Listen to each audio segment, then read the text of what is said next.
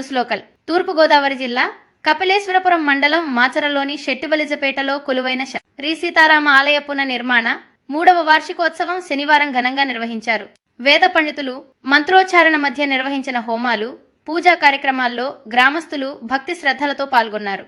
అనంతరం జరిగిన అన్న సమారాధనలో భక్తులు పాల్గొని అన్నప్రసాదం స్వీకరించారు. అలాగే శనివారం రాత్రి భజన కార్యక్రమాలు నిర్వహించారు. ప్రతి ఏటా గ్రామస్తులు సహకారంతో ఆలయ వార్షికోత్సవం ఘనంగా నిర్వహిస్తామని కమిటీ సభ్యులు తెలిపారు.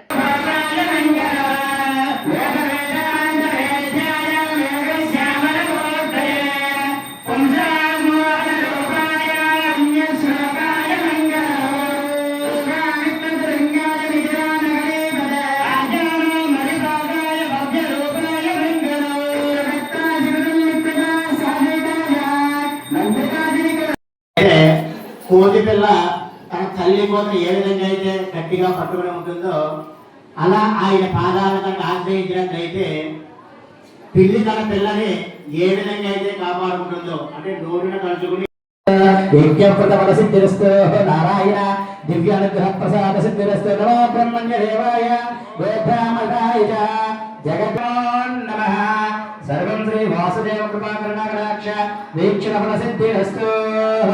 అందరూ కూడా పైకి లేచి నిల్చోండి.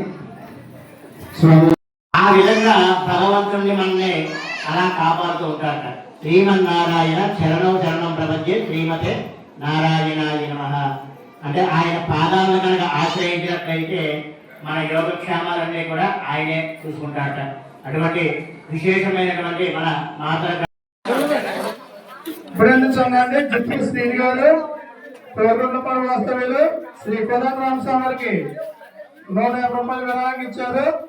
వారి కుటుంబాన్ని శ్రీ కోదండరామస్వామి వారి కాసు కాపాడాలని మరి కోరుతున్నాం.